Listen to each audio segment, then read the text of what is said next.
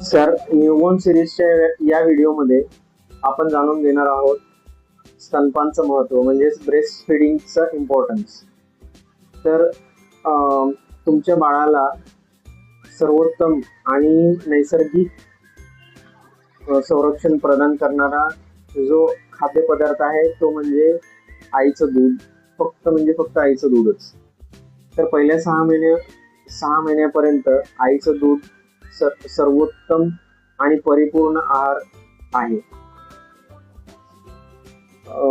आईच्या दुधामुळे बाळामध्ये इम्युनिटी वाढते आणि त्यामुळे निमोनिया, जुलाब आणि गंभीर इन्फेक्शन पासून बचाव होऊ शकतो. तर आईच्या दुधामध्ये योग्य प्रमाणात प्रोटीन, फॅट आणि पुरेसे पाणी पण असते. त्यामुळे पहिल्या 6 महिन्यापर्यंत बाळाला वेगळे